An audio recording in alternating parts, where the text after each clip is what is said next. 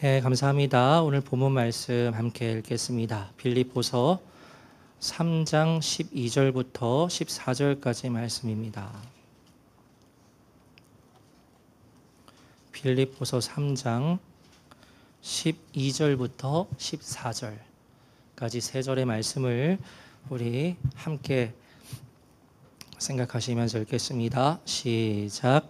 내가 이미 얻었다 함도 아니요 온전히 이루었다 함도 아니라 오직 내가 그리스도 예수께 잡힌 바 된 그것을 잡으려고 달려가노라.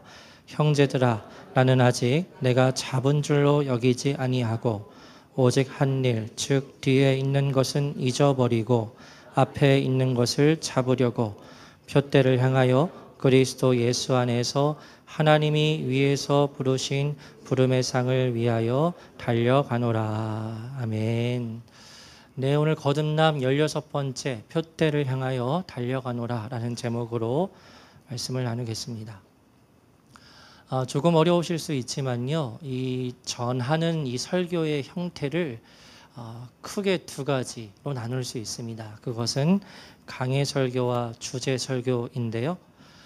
강해 설교는 그 성경의 본문이 가지고 있는 그 의미가 어떤 것인지 한 구절 한 구절 자세하게 풀이하는 형식의 설교이고요. 주제 설교는 특정한 주제를 가지고서 그 주제에 대해서 성경 전반적으로 있는 여러 구절들을 인용하여서 전하는 그와 같은 형식의 설교입니다. 왜 설교 초두에 이와 같은 말씀을 드리느냐 하면 우리가 이제까지 함께한 오늘로서 16번째에 해당하는 모든 설교가 주제 설교에 해당하는 것이었기 때문인데요. 이제까지 16번에 걸쳐서 거듭남이라는 큰 주제를 가지고 함께 말씀을 나누었습니다. 앞으로 우리가 이 거듭남을 주제로 또 집중해서 말씀을 들을 수 있는 기회가 있을까 생각을 하게 되는데요. 어쨌든 우리가 이제까지 말씀을 나누고 오늘 마지막으로 이와 같은 주제로 말씀을 전하려 합니다. 저는 교회에서 교육자로 사역을 시작하면서 소위 이 거듭남의 주제에 대해서 꽂히게 되고 지금까지도 이 거듭남에 대한 말씀을 가장 중요하게 생각을 하는 것은 왜냐하면 제가 어렸을 때부터 겪었던 제 개인의 경험 때문이기도 했습니다. 저는 어렸을 때부터 아시겠지만 그 교회 가까이에서 자랐지만 그런데 한편으로 구원의 확신에 대한 문제가 늘 제 마음 가운데 자리 잡고 있었어요. 나는 정말 구원을 받은 것일까 하는 생각을 할 때가 많았습니다. 교회에서 말하는 가르치는 신앙생활은 제가 누구보다 꾸준하게 잘하고 있고 그렇다면 나는 구원을 받은 사람이 맞을 텐데 이상하게 어떤 두려움이 제 마음 안에 늘 자리 잡고 있는 거예요. 예전에 말씀드린 적이 있지만 초등학교 고학년 때였을 겁니다. 이제 밤에 잠을 자려고 이제 방에 불을 끄면 이제 잠을 자야 되는데 잠이 간혹 안 올 때가 있지요. 그러면 그때 눈을 감고 여러 상상을 하는데 그때 주로 제가 상상을 했던 영역이 지옥이라는 곳은 어떤 곳일까 하는 생각이었습니다. 그러면 두려움 때문에 잠이 잘 오지 않는 겁니다. 그 불이 꺼진 캄캄한 방 안에서 생각하기를 정말 내가 구원을 받지 못해서 지옥에 가게 되면 거기에서 100년도 아니고 1000년도 아니고 그곳에서 영원히 빠져나오지 못한 채 그 불의 고통을 받아야 한다고 하는데 그 영원이라는 개념이 제게 어리니까 쉽게 상상이 안 될 뿐더러 그 영원이라는 시간이 제게 주는 그 감정이 굉장히 무섭고 너무 두렵게 느껴지는 겁니다. 그래서 그때 잠자기 전에 잠이 안 올 때 정말 지옥에 가면 어떡하지 하는 두려움에 사로잡히고는 했습니다. 그리고 또 제가 교회 안에서 경험했던 것은 교회에서 여러 성도님들의 모습들을 볼 때 이해되지 않는 부분들이 있는 겁니다. 이것은 제가 신학교에 입학하고 교회 안에서 교육자로 사역을 시작할 때부터 또 많이 경험했던 것인데요. 교회 안에 있는 많은 분들이 믿음은 가지고 있다고 하는데 어떻게 저와 같은 모습을 가질 수 있을까? 세상에서도 못한 모습들, 교회 안에서 끊임없이 갈등하고 시기하고 질투하는, 또 세상에서도 볼 수 있는 그와 같은 죄의 영역들을 교회 안에서도 발견하게 되면서 제가 생각하기를 성도들은 세상의 사람들과 달라야 하지 않을까? 그런데 왜 그보다 더 나은 모습을 교회 안에서 보기가 힘들 뿐더러 오히려 세상보다도 못한 모습을 보게 되는 것일까? 이와 같은 모순을 어떻게 이해해야 하지? 정리가 잘 안 되는 겁니다. 그러다가 주님의 은혜로 거듭나는 것에 대해서 분명한 메시지를 제가 경험하게 되고 접하게 되고, 그래서 스스로 신학교에 있는 동안 제가 공부를 했어요. 찾아서 회심과 거듭남과 참된 회개의 표지와 특징이 무엇인지 읽으면서 정리를 해 나갔습니다. 그리고 그때 마침 하나님의 섭리죠. 그와 같은 거듭남의 메시지를, 이전에는 그런 분들을 잘 찾아보기가 어려웠는데 그와 같은 메시지를 전하는 분을 만나게 되면서 그때 제가 분명하게 깨달은 거지요. 아, 성경에 분명히 기록되었듯이 진실로 거듭남을 경험해야 하는구나. 좁은 문을 통과하는 것이 정말 필요하구나. 그때부터 거듭남은 제 인생에 있어서 가장 중요한 주제가 되었고, 그 진리를 제 삶의 모든 영역 가운데 적용하기 시작했습니다. 먼저는 제 개인의 영혼 가운데 나는 정말 거듭남을 경험했는가? 그 진리를 적용하고요. 그리고 제 사역의 현장에서 어린아이를 맡든 청소년들을 맡든 청년을 맡든 지금 이렇게 담임 목회를 하든 모든 사역 현장에 대해서 적용해야 할 가장 중요한 진리가 거듭남이구나. 또한 제가 결혼을 할 때에도 상대를 보게 될 때 이와 같은 기준을 가지고 보길 원했고 상대를 만나기를 원했어요. 이전에도 소개해드린 적이 있지만 철로역정이라는 이름을 가진 소설이 있습니다. 저는 우리 교회 성도님들은 꼭 이 작품을 읽으시면 좋겠다는 권면을 드립니다. 이 철로역정이라는 작품은 17세기 영국의 청교도였던 존 버년이라는 사람이 자신이 가지고 있는 그 믿음 때문에 감옥에 갇혀서 그 감옥에서 집필한 소설이에요.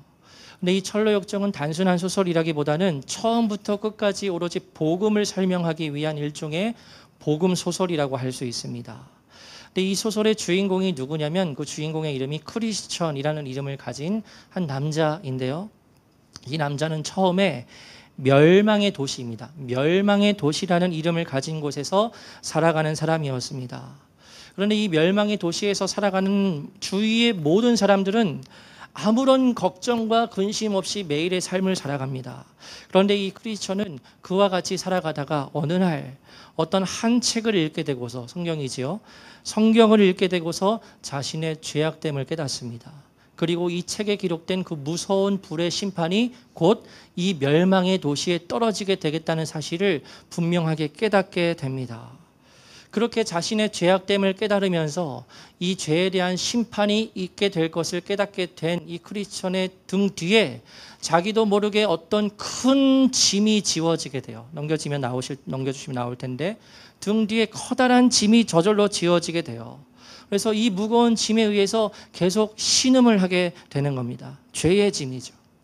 그래서 그렇게 죄의 짐을 지고서 성경책을 읽으면서 그 심령이 점점 메말라가고 피폐해지던 가운데 이 크리스천이 전도자라는 한 사람을 만나게 돼요. 근데 이 전도자가 크리스천에게 말하는 겁니다.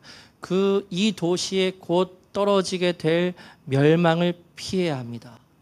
피할 수 있는 방법을 당신에게 가르쳐주고 그 등 뒤에 있는 짐을 벗을 수 있는 방법을 당신에게 가르쳐주겠어. 그것은 저 보이는 좁은 문 쪽으로 달려가면 됩니다. 그리고 저 좁은 문을 들어가면 됩니다 라고 말해줘요. 그래서 그 말을 듣자마자 그 마음에 얼마나 큰 갈망이 있던지 그 말을 듣자마자 크리스천은 그 좁은 문 쪽으로 달려가기 시작합니다. 모든 것을 뒤로 하고 달려가요. 그 멸망의 도시에 살고 있는 자신의 아내와 자녀들과 자신이 가지고 있는 그 모든 것을 뒤로 하고 저 좁은 문을 향해서 달려가는데, 그 달려가는 크리스천의 등 뒤에서 가족들이 막 악을 쓰는 겁니다. 어디로 가느냐고, 우리를 버리고 어디로 가느냐고. 이웃들도 저 멍청한 놈 보라고 막 조롱하고 비난하는 그 소리를 계속 들으면서 이 크리스천이 귀를 막고 좁은 문으로 달려가요. 그리고 도중에 생각지 못한 어려움도 만나게 되지만 굴하지 않고 끝까지 좁은 문을 향해 나아가서 결국 그 좁은 문을 들어가고 통과하게 되는 장면이 나옵니다. 여러분, 소설에서 묘사하는 이 좁은 문을 통과하는 것이 바로 거듭나게 되는 거예요. 좁은 문을 통과하는 것이 거듭나게 되는 거예요.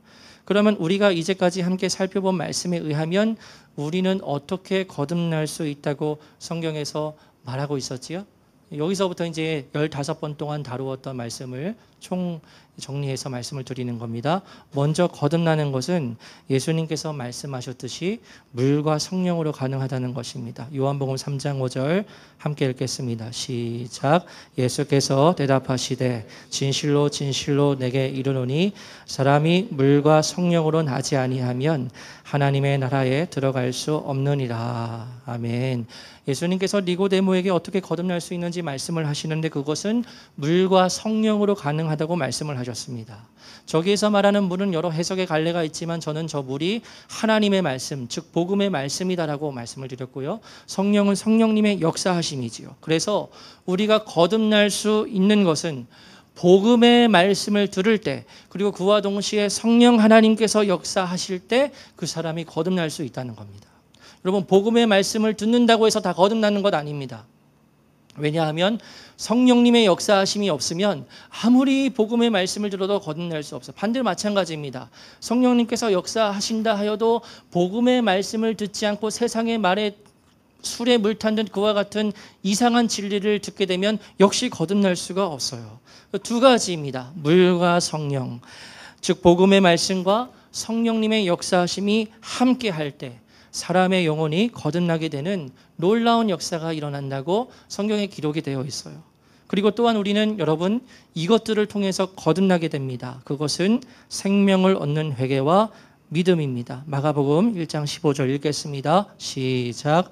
이르시되 때가 찼고 하나님의 나라가 가까이 왔으니 회개하고 복음을 믿으라 하시더라. 아멘. 여러분, 그때가 가까이 왔어요. 그때가 찼어요. 하나님께서 그 세상을 만드신 그 이후부터 수많은 시간들이 흘렀는데 예수님께서 이 땅에 인간의 몸을 입고 오셔가지고 말씀하십니다. 때가 찼다. 그리고 하나님의 나라가 가까이 왔다. 두 가지 말씀하십니다. 회개하고 복음을 믿으라 말씀하세요. 그래서 회개와 믿음에 대해서 말씀을 하시는데요. 여러분, 여기서 말하는 회개는 제가 계속 강조해서 말씀을 드렸지만 단순히 내가 뭐 어떤 행동을 회개하라는 말이 아니죠. 그것이 아니라 내 존재에 대한 회개, 내 지나온 모든 삶에 대해서 방향을 돌이키는 회개를 의미한다고 말씀을 드렸어요. 그래서 이 회개는 그냥 회개가 아니라 생명을 얻는 회개라고 제가 성경 구절에 의해서 붙였지요. 그래서 내 잘못했구나, 내 말이 잘못되었구나, 내 행동이 잘못되었구나, 그런 수준의 회개가 아니라 이제까지 살아온 그 모든 순간이 죄 가운데 있었음을 내가 깨닫게 되는 겁니다. 나의 개별적 행동과 나의 어떤 그 생각이 문제가 되는 것이 아니라 내 존재 자체가 죄로 오염되고 부패되었다는 사실을 정말로 직면하게 되는 거예요. 죄가 곧 나예요. 내가 곧 죄입니다. 그와 같은 영적인 상태를 깨닫게 되어서 내 존재에 대한 회개를 하나님 앞에 하게 될 때, 그때 수도 없이 들었던 교회 안에서의 그 복음, 예수 그리스도의 복음, 나의 죄를 용서하시기 위해서 예수님께서 대신 죽으실 수밖에 없었다는 그 진리가 내 마음에 그대로 믿어지게 되고 그것 때문에 눈물을 흘리며 감격하게 되는 역사가 거듭난 그 사람 안에서 이루어지게 되는 거예요. 회개와 믿음입니다. 근데 그냥 회개가 아니라 생명을 얻는 회개와 믿음이에요. 그렇게 회개를 하게 될 때 예수님께서 나를 위해 죽으셔서 내 모든 죄가 용서함 받았다는 그 사실이 마음에 그대로 믿어지는 역사가 일어나게 되는 거예요. 그래서 이 생명 얻는 회개와 믿음으로 인해서 우리는 거듭나게 된다라고 말씀을 드렸어요. 여러분, 성경을 보면 회개와 믿음으로 거듭난 수많은 사람들의 이야기가 나옵니다. 베드로도 그러했지요. 바울도 그러했어요. 여러분, 삭개오도 그러했고요. 그리고 예수님과 함께 마지막에 그 십자가에 못 박혔던 그 한 강도도 생명을 얻는 회개와 믿음으로 구원을 얻게 되었습니다. 여러분, 이와 같은 구원의 은혜는, 거듭남의 은혜는 오직 하나님께로부터 주어집니다. 그렇기에 구원은 우리가 노력해서 이룰 수 있는 것이 절대 아니에요. 하나님의 선물로 우리에게 주어지는 것이고 우리의 행위가 아니라 오직 하나님의 은혜 그리고 하늘에서 주어지는 믿음으로 말미암아 우리에게 거듭남과 구원의 은혜가 주어진다는 것을 우리는 잘 알고 있지만 다시 한번 확인할 수 있어야 합니다. 그럼 여러분 이렇게 거듭나게 되면 모든 것이 다 끝입니까? 좁은 문 통과했어요. 거듭났어요. 그럼 모든 것이 다 컴플릿, 완료되고 완성된 걸까요? 그것이 아니라는 거 잘 아시죠? 좁은 문을 통과했다면 그 뒤에는 어떻게 해야 됩니까? 그 뒤에 나 있는 좁은 길을 걸어가야 하는 거죠. 오늘 본문 빌립보서 3장 12절 함께 읽겠습니다. 시작. 내가 이미 얻었다 함도 아니요 온전히 잡힌 바 된 그것을 잡으려 달려가노라. 아멘. 바울의 고백이지요. 여러분 이 고백을 할 때 바울은 이미 분명히 거듭났습니다. 분명히 좁은 문을 통과한 바울이었습니다. 그렇지만 이 바울이 고백하기를 나는 이미 얻었다 함도 아니고 온전히 이룬 것도 아니라는 겁니다. 그래서 아직 끝이 아니라는 거지요. 아직 완료된 게 아니라는 거지요. 그렇기에 나는 그리스도 예수께 잡힌 바 된 그것을 잡으려고 달려간다는 겁니다. 지금 그와 같이 고백을 하고 있는 거죠. 다시 철로역정 소설을 말씀드리면요. 좁은 문을 통과했어요. 크리스천은 이제 좁은 문을 통과해서 곧 있는 십자가 언덕에서 십자가 언덕입니다. 거기에서 그 등 뒤에 있던 그렇게 자신을 짓누르던 그 죄의 짐이 저절로 떨어져 가지고 무덤 속으로 들어가게 되어요. 그때 세 명의 천사들이 나타나서 이 크리스천에게 새 흰옷을 입혀주고요. 그리고 그 천국 하나님의 도성에 들어갈 수 있는 증명서를 줍니다. 그래서 크리스천이 그것을 받게 되어요. 그리고 그렇게 말을 듣습니다. 좁은 그 길을 이 올곧은 길을 끝까지 걸어가서 그 하나님의 도성 천국에까지 이르러야 한다는 말을 그때 크리스천이 듣게 되어요. 여러분 이때 크리스천이 어떤 생각을 했을까요? 내가 이 좁은 문을 통과하면 다 끝나는 줄 알았는데 이제 시작에 불과한 거구나. 이제 철로 역정 하나님의 도성 천국을 향한 여정을 이제 내가 시작해야 하는 거구나 하고 생각을 했을 거예요. 그래서 크리스천이 좁은 문을 통과한 이후에 있는 좁은 길을 걸어가며 여러 수많은 일들을 만나게 되는데요. 여러분 읽어보십시오. 정말 우리의 고개를 절레절레 흔들 수밖에 없는 모진 고난과 유혹과 어려운 일들을 이 크리스천이 만나게 됩니다. 그런데 중요한 것은 무엇이지요? 포기하지 않고 그 하나님의 도성 천국에 이를 그때까지 계속해서 나아가야 한다는 거예요. 그러면 그렇게 좁은 문을 통과했습니다. 우리가 좁은 문을 통과했다면, 다시 말해서 우리가 거듭남을 경험했다면, 그러면 내 삶 속에서 어떠한 증거들과 표지들이 나타나야 하는 것일까? 내가 정말로 거듭난 성도라면 내 삶에서 어떤 영역에서의 변화가 일어나게 되는 것일까? 이 부분에 대해서 아주 많이 다루었지요. 그래서 오늘 계속해서 총정리로 말씀을 드리는 6가지입니다. 총 첫 번째는 삶의 가치관의 변화가 이루어집니다. 여러분 가치관은 그 사람이 가지고 있는 정체성과 맞닿아 있습니다. 사람이 어떤 가치관을 가지고 있느냐에 따라서 그 사람의 정체성이 결정됩니다. 성경을 보면 결국에는 두 정체성을 가진 사람들로 분류할 수 있어요. 이 세상의 가치관을 가진 사람들, 그리고 하나님 나라의 가치관을 가지고 살아가는 사람들입니다. 그럼 여러분 이 세상에 속하여서 이 세상의 가치관을 가지고 있는 사람들이 추구하는 인생의 목적은 무엇일까요? 결국은 행복이에요. 내 행복. 행복을 위해서 살아가요. 여러분 세상의 사람들은 다 자신의 행복을 위해서 살아가지요. 헌법에도 명시되어 있는 권리입니다. 남에게 피해를 끼치지 않는 한 사람은, 인간은 누구나 자신의 행복을 추구할 권리를 가지고 있어요. 그래서 이 세상에 살아가는 모든 사람들은 내 행복을 위해서 살아갑니다. 그래서 나에게 행복을 안겨줄 수 있을 것이라고 생각하는 재정이든지 명예든지 그것들을 추구하면서 일평생 살아가는 거죠. 그러다가 이제 80, 90, 100이 되면은 이제 나이가 들어서 죽게 되는 거예요. 그게 이 세상의 가치관을 가진 사람들이에요. 그런데 여러분 하나님 나라의 가치관을 가진 사람들이 있어요. 이 사람들의 삶의 목적이 그러면 무엇이냐? 나의 행복에 있지 않습니다. 무엇에 있지요? 하나님의 뜻이에요. 하나님의 뜻. 거듭나기 이전에 나는 세상의 사람들처럼 행복을 위해서 살아갔지만, 그러나 이제 나는 하나님의 것이기 때문에 이제 나는 하나님의 뜻이 내게 있어서 가장 중요한 가치가 되는 겁니다. 이와 같은 삶이 무슨 종교에 심취해서 막 자신의 인생을 탈탈 털어넣는다는 뜻이 아니에요. 그러니까 하나님 나라의 가치관을 가지고 하나님의 뜻을 위해서 살아간다는 것이 무슨 교회에 올인해서 가정도 내팽개치고 봉사라는 그런 말이 아닙니다. 하나님 나라의 가치관을 가지고 살아간다는 것은 이 세상의 사람들처럼요, 내게 주어진 역할을 성실하게 감당하면서 살아가는 거예요. 그런데 그것을 넘어서서 하나님의 선한 뜻이 내 삶의 영역 가운데 이루어지는 그 목적이 가장 중요하다는 겁니다. 그러니까 하나님 나라의 가치관을 가지고 있는 사람들도 직장에서 일을 하고요, 학교에서 공부를 하고요, 가정에서 역할을 다하지만요, 그 가운데 하나님의 뜻이 내 가정과 내 직장과 내 인생 가운데 이루어지게 되는 것이 내게 있어서 가장 중요한 목적이 된다는 거죠. 이 세상에서의 행복이 아니라 하나님의 뜻을 위해서 살아가는 그 변화가 내게 정말로 이루어졌는가? 그것이 첫 번째 변화예요. 삶의 가치관이 변화된다는 겁니다. 두 번째는 죄와의 싸움입니다. 거듭나기 이전의 사람은요, 죄와 싸울 수 없어요.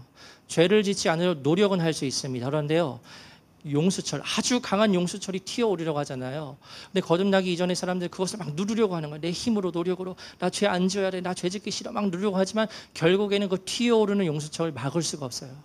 죄를 이길 수가 없어요. 결국에는 나는 죄를 못 이기는구나. 그 죄가 또 아주 달콤한 유혹을 하면 거기에 빠져서 죄에 질질 끌려다니는 삶을 살아갈 수밖에 없는 것이 거듭나기 전의 옛사람이에요. 근데 거듭나게 되면 어떤 변화가 이루어집니까? 죄를 이길 수 있어요. 죄에 대해서 제어할 수 있고 죄를 처리할 수 있다는 겁니다. 이것이 놀라운 변화라고 제가 말씀을 드렸죠. 여러분, 세상에 존재하는 그 모든 고통의 원인이 무엇에 있습니까? 죄이죠. 사람이 문제이지 이 세상이 문제가 아니에요. 하나님께서는 이 세상을 완전하게 만드셨습니다. 그런데 하나님께서 만드신 이 세상을 사람이 망가뜨리는 거죠. 그래서 사람이 가진 이 죄의 문제만 해결이 된다면 이 세상에 존재하는 많은 고통들을 없앨 수 있을 거예요. 그런데 이 죄를 어떻게, 누가 처리할 수 있습니까? 오직 구원을 받고 거듭난 자들만이 이 죄의 문제를 해결하고 이 죄를 제어할 수 있으며 끊어낼 수 있다는 겁니다. 그래서 이 세상의 소망은 어디에 있는 거죠? 교회에 있는 거예요. 여러분, 이 세상의 소망은 어디에 있습니까? 교회에 있어요. 왜 그렇죠? 교회는 어떠한 모임입니까? 거듭난 성도들이 모인 공동체이잖아요. 그게 교회잖아요. 그러니까 죄를 이길 수 있는 거듭난 성도들이 모인 공동체가 교회이기 때문에 이 세상에서 유일한 희망이 되는 공동체가 있다면 바로 교회라고 말할 수 있는 거죠. 그런 의미에서 교회가 이 세상에 참된 소망이 될 수 있는 거죠. 거듭나게 된 자들만이 이 문제를, 죄의 문제를 해결할 수 있고 이 죄를 제어할 수 있으며 끊어낼 수 있다는 겁니다. 물론 내 개인에 해당하는 죄의 영역이에요. 그 사회 구조의 그 불이한 체제와 그 죄에 대한 영역은 나 개인이 끊어낼 수는 없는 거죠. 그러나 제가 지금 말씀드리고 있는 죄를 이길 수 있다는 것은 나 개인에게 해당하는 그와 같은 죄의 열매들을 내가 끊어낼 수 있다는 겁니다. 세 번째는요, 성령님의 내주하심입니다. 여러분, 우리가 거듭나게 되면 성령님께서는 보혜사로 우리 안에 오셔서 우리와 함께 거하십니다. 우리가 죄를 지을 때마다 마음에 찔림을 주십니다. 그래서 여러분, 거듭난 성도는 날이 갈수록 무엇이 깊어진다고 말씀드렸죠? 회개가 깊어진다고 말씀을 드렸어요. 왜죠? 어떠한 방향이든 어떠한 종류든 우리가 하나님의 뜻과는 반대를 선택하고 그와 같은 행위를 하고 말을 하고 생각을 할 때 우리 안에 계시는 성령 하나님께서 즉시 그것에 대해서 깨닫게 하시거든요. 깨닫게 하세요.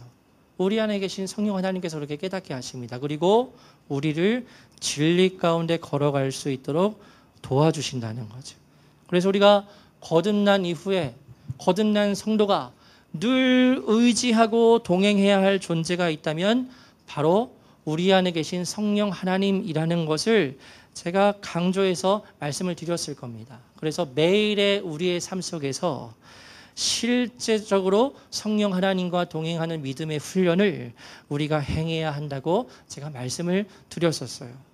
여러분, 저도 그렇고 여기 계신 모든 분들도 그러하지만 다 지혜가 부족한 존재들이죠.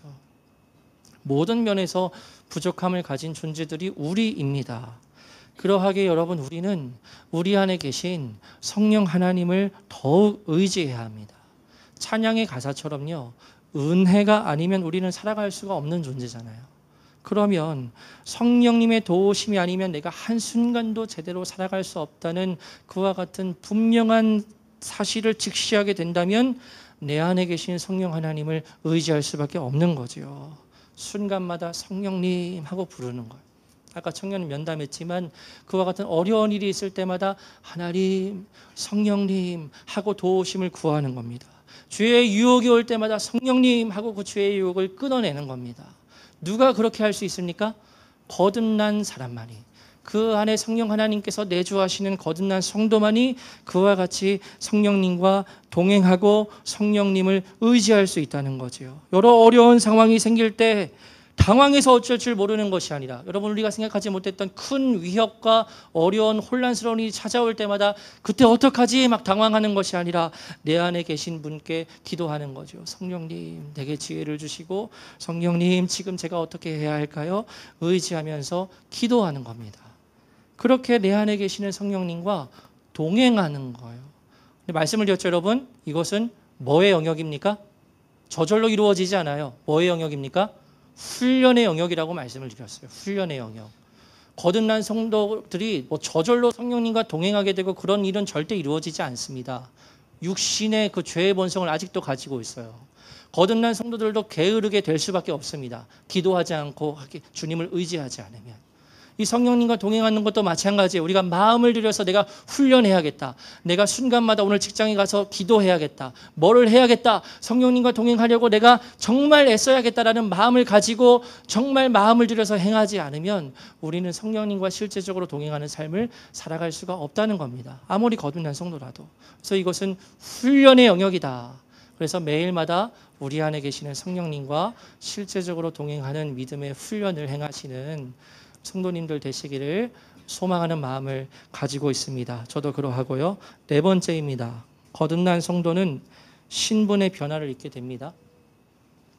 제가 네 가지로 말씀을 드렸습니다. 먼저는 죄인에서 의인으로 변합니다. 재판장이 하나님께서 앉아 계십니다. 대법원입니다. 끝까지 왔습니다. 재판장에 앉아 계신 하나님께서 최종 주문을 다음과 같이 말씀하십니다. 성도 누구누구는 이제부터 온전한 무죄이며 그렇기에 온전한 의인임을 선포한다. 누가 선포하십니까? 하나님께서 선포하세요. 그래서 이렇게 죄인에서 의인으로 신분이 변화된 거듭난 성도들은 더 이상 유죄가 아니에요. 그렇게 하나님께서 내리시는 정죄함, 처벌을 받지 않는다는 사실을 의미하는 것이라 제가 말씀을 드렸죠. 그리고 두 번째로 우리는 마귀의 종이자 자녀에서 하나님의 자녀로 변하게 됩니다. 여러분, 우리가 슬프고 힘들 때 혹은 두려울 때 우리의 아버지가 하나님이시며 나는 하나님의 자녀가 된다는 이 진리를 우리가 믿음으로 붙들 때 얼마나 큰 위로가 되고 힘이 되고 든든한 마음을 갖게 되는지 잘 아시죠? 세 번째는 흑암의 어두움의 권세에서 하나님 나라에 속한 백성으로 신분이 변화가 됩니다. 우리의 시민권은 어디에 있습니까? 하늘에 있는지라. 거기로부터 구원하는 자 누구를 기다립니까? 예수 그리스도를 기다리는 자들이 바로 하나님 나라의 백성으로 변한 자들이죠. 우리의 시민권은 어디에 있습니까?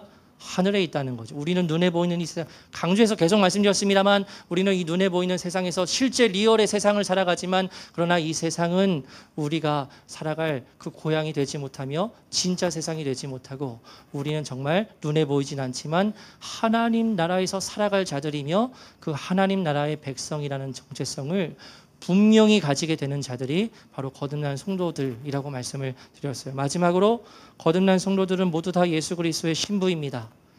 저는 형제라서 깊이 와닿지 않는다고 말씀을 드렸지만 그래도 성경에서 그렇게 결론 내리고 있으니까요. 저의 남편도 그러하고 여기 계신 분들의 남편은 예수 그리스도이시고 곧 신부인 우리를 데리러 이 땅에 오실 분이실 것이기에 우리는 그 남편 예수 그리스도를 정결하고도 순결한 모습을 가지고서 그 다시 오시는 예수님을 기다려야 한다는 거죠.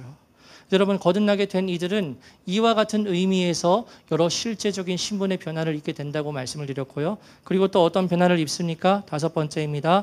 아름다운 열매를 맺게 됩니다.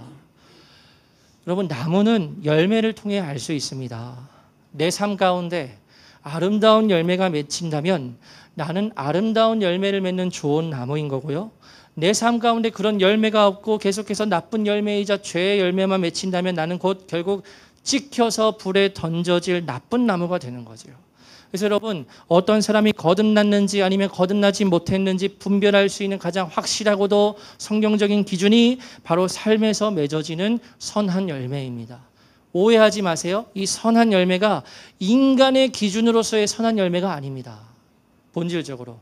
물론 이 선한 열매는 인간의 눈으로 볼 대로 선한 열매이지만 본질적으로는 하나님의 기준에서의 선하고 아름다운 열매를 말하는 거예요. 그래서 그 사람의 삶 속에서 맺히는 하나님의 기준에서의 선하고 아름다운 열매를 통해서 저 사람이 구원받고 거듭남을 경험한 좁은 문을 통과한 성도이겠구나 하고 우리가 알 수 있고 또 추측할 수 있다는 거죠. 마지막으로 거듭난 성도는 나는 죽고 예수로 살아가는 사람이 됩니다. 내 옛사람, 자아 충만하던 내 옛사람, 내 행복을 추구하며 살아가던 그 나의 옛사람은 예수님과 함께 십자가에 못 박혀 죽었음을 믿고 내 안에 계신 예수 그리스도의 생명으로 살아가는 사람들이 나는 죽고 예수로 살아가는 사람이라고 말씀을 드렸어요. 그렇게 여러분, 나는 죽고 예수로 사는 사람은 율법주의에 근거하여서 종교생활 안 한다고 했습니다. 신앙생활 하다 보면 막 자랑하는 분들을 만나요. 우리 아버지가 어떻게 신앙생활 했는지 알아요? 그것에 대해서 뭐 말할 수 있죠. 그런데 그것을 막 자랑하면서 말하는 것을 들으면 속으로 어쩌라고? 우리 믿음 3대 4대지 정말 그 조선시대 때부터 신앙생활 했어요 라고 말하면 좋게 받아들일 수 있지만 한편으로는 어쩌라고요? 그게 뭔데요? 그게 무슨 의미가 있는데요? 지금 그렇게 말할 수 있는 거죠. 여러분, 율법주의의 근거에서 종교생활하면 안 됩니다. 내가 무슨 하는 행위에다가 의미를 부여하면서 나는 이렇게 교회를 섬기고 하나님을 섬기니까 나는 믿음이 훌륭한 사람이고 저 사람은 기도도 안 하고 하나님을 잘 섬기지 못하는 것 같으니까 믿음이 없는 사람이 하면서 비교하면서 그렇게 우월감을 느끼는 사람들은 말씀을 드렸죠. 그 율법에 근거한 율법주의에 빠진 사람이라고요. 여러분, 한국교회에 이런 생각으로 신앙생활하는 사람들이 엄청나게 많습니다. 엄청나게 많아요. 그래서 제가 우리 교회에 속한 모든 성도님들은 이와 같은 율법주의에 빠지지 않았으면 좋겠고 그런 사실을 제가 믿는다고 말씀을 드렸죠. 여러분, 율법주의는 우리를 자유하게 하지 못합니다. 우리는 복음에 근거한 신앙생활을 해야 하는데요. 그럼 복음에 근거한 신앙생활은 뭐라고 말씀을 드렸죠? 내 존재에 대해서 날마다 인식하는 거예요. 그래서 주님의 생명에 내가 더 꼭 붙어 있는 거예요. 내 안에 계시는 예수님을 더 깊이 의지하는 겁니다. 내가 어떤 신앙생활을 하고 안 하고가 중요한 것이 아니라 보여지는 행위가 내 믿음을 보증해 주는 것이 아니라 나는 주님의 은혜 없이는 살아갈 수 없는 존재라는 것을 날마다 고백하면서 내 안에 있는 예수님의 생명을 의지하여서 살아가는 거예요. 내 안에 있는 예수님의 생명에 따라 살아가는 거예요. 말씀에 의해서 그 진리에 따라서 성령 하나님의 인도하심에 따라 그 성령님을 의지하면서 하는 그 행위가 그 삶의 모습이 바로 진정한 신앙생활의 모습이라고 말할 수 있다는 거죠. 그래서 여러분, 우리에게는 거듭난 성도에게는 진실한 마음이 있어요. 진실한 마음이 있어요. 하나님을 예배해도요, 진짜 진실한 마음으로 예배해요. 여러분, 우리가 지금 주일 예배를 드리고 있지만 이 주일 예배를 드리고 있는 나의 진정성이 어디에서 제가 판단된다고 말씀을 드렸습니까?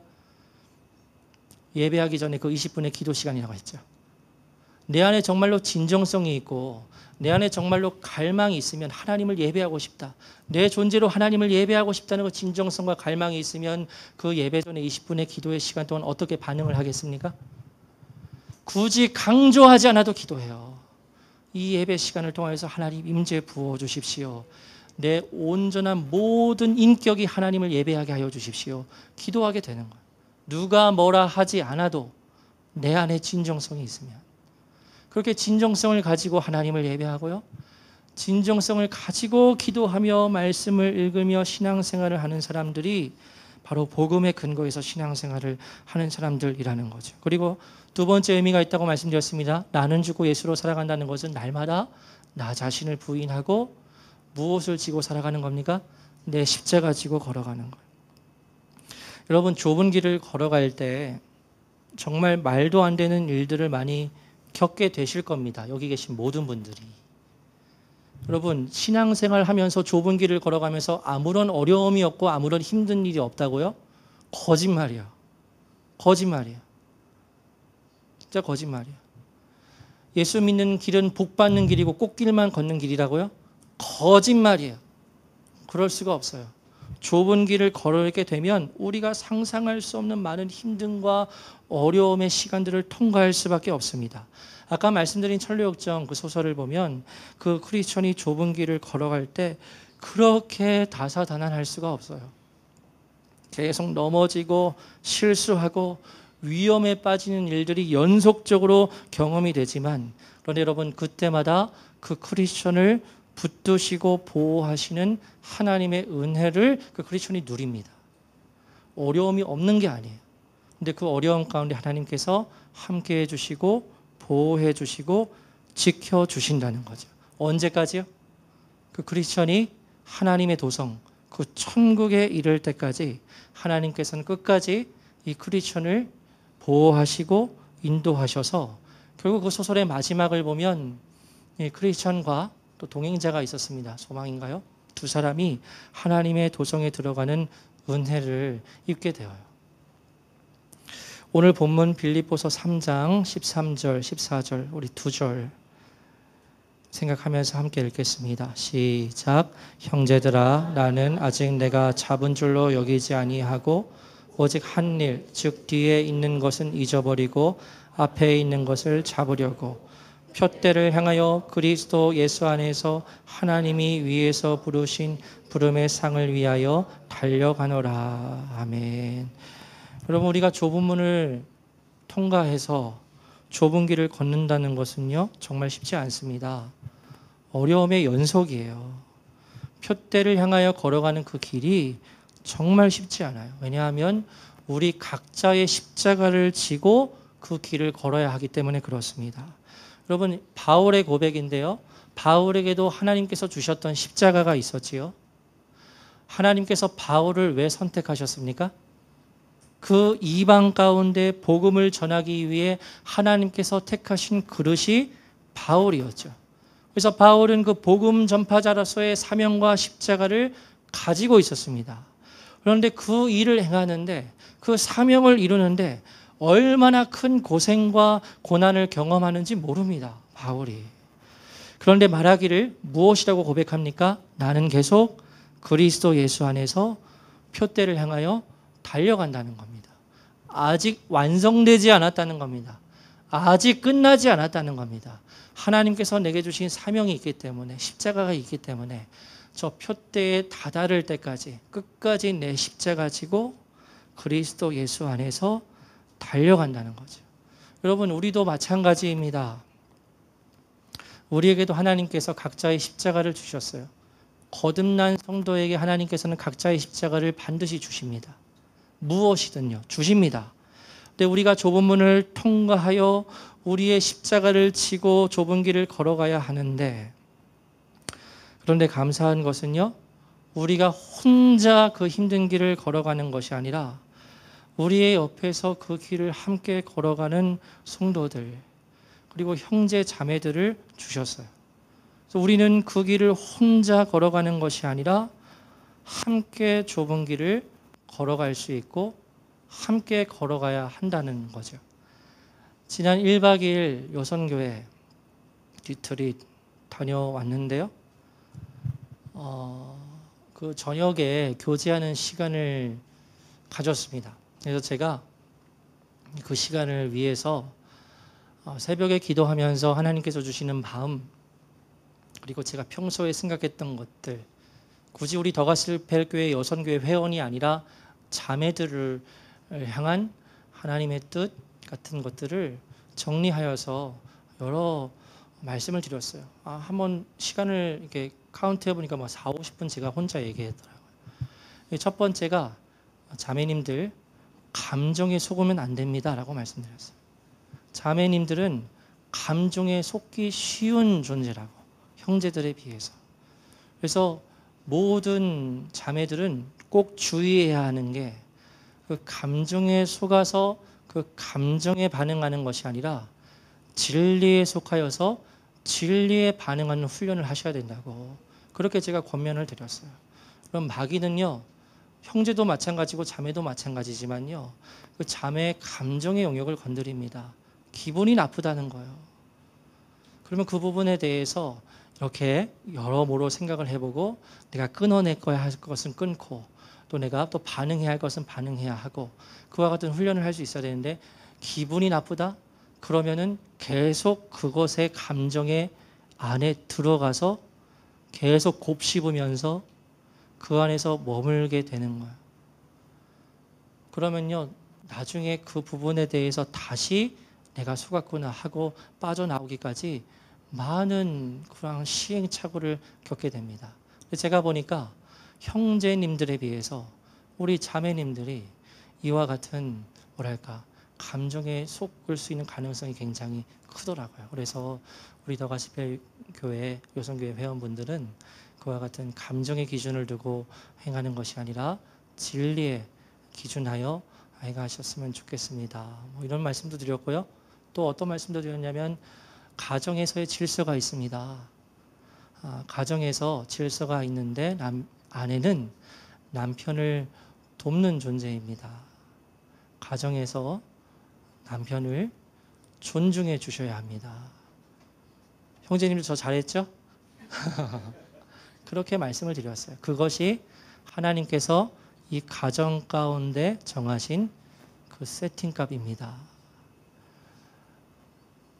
남성교회 1박 2일 리트릿 갔을 때도 제가 또 반대로 말하겠습니다. 사랑하지 않으면 가짜입니다. 막 이러면서 제가 말씀드릴게요.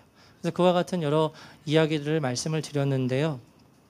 근데 제가 전한 내용과 또 이제 한 번씩 또 나눔도 가졌는데, 여러분 그 모든 메시지를 하나로 압축해 보니까 결국 이것이었는데, 우리는 함께 걸어가야 한다는 것이었습니다. 가진 모습과 서로의 성향이 다르지만 진실한 마음으로 소통을 하는 그와 같은 노력이 필요하고, 진정으로 주님을 사랑하고 교회를 사랑하는 마음을 가지고 함께 나아가야 한다가 결국엔 결론이더라고요.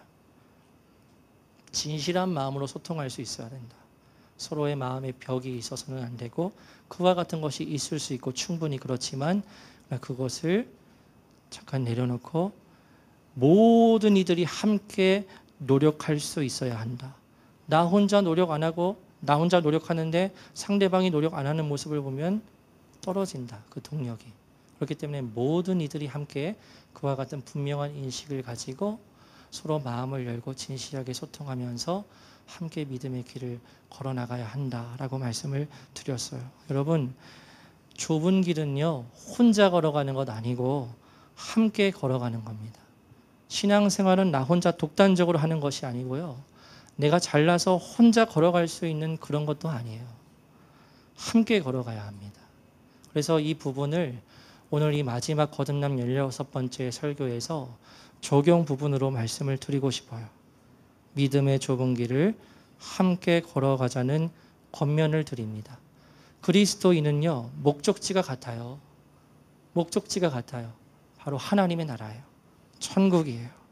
그런데 그 천국을 향해서, 하나님 나라의 도성을 향해서 혼자 걸어갈 수도 있을 것 같지만 절대 결코 혼자 걸어갈 수 없는 길이기 때문에 하나님께서는 우리에게 교회 공동체를 허락하시고 옆에 형제와 자매들을 허락해 주셨습니다. 그래서 우리가 서로를 향해 다름의 영역이 있고 여러 많은 부분들이 있지만 함께 위로하고 격려하면서 이 좁은 길을 끝까지 걸어가는 우리 모든 더가스펠교회 성도님들 되시기를 주님의 이름으로 축복합니다. 네, 함께 걸어가는 겁니다. 함께. 그래서 옆에 믿음이 아직은 연약한 분들도 있을 수 있죠. 기도하시고 일으키시고 함께 걸어가야 되는 거죠. 내 마음에서 딱 내치지 마십시오. 하나님께서 오늘 그렇다는 게 아니라요. 그냥 앞으로 해서 말씀을 드리는 거예요. 내치면 안 돼요. 그런 분들 많이 봤습니다. 교육자들도 그래요. 마음에서 탁 하고 내치는 대상들이 있을 수 있어요. 충분히. 그러면 안 됩니다. 교회 내에서 우리는 한 형제 자매이기 때문에 함께 끝까지 걸어가야 한다는 것을 말씀을 드리면서 여러분 축복하는 것은 여기 계신 모든 분들이 거듭남에 대한 확신을 꼭 가지시게 되기를 축복합니다. 네, 점검하십시오. 네, 16번이나 말씀드렸어요. 점검하시라고. 이러면 제 책임 아니에요, 이제. 아시죠? 제 손에서 떠났어. 여러분이 이제 듣고 반응하실 차례예요. 네, 제가 초등학교 때 애들 제자훈련하면서 별 얘기를 다 안 해. 제자훈련하면서 애들한테 말했어요. 야, 난 너희들한테 충분히 다 가르쳤다. 너희들 차례야. 너희들 책임이야. 그러니까 목사님 막 그러더라고요. 그러지 우리를 놓지 말라달라는 거죠. 내가 놓는다는 게 아니라 어쨌든 나는 다 가르쳤어. 이제는 너희가 이제 반응할 차례야. 비슷한 것 같아요. 그렇지만 계속 제가 말씀을 나눌 거고 계속해서 여러분들을 위해서 기도할 테니까요. 끝까지 그 믿음의 길에서 이탈하지 않고 하나님의 도성에 함께 이르는 우리 모두가 되기를 축복합니다. 함께 찬양하고 기도하겠습니다.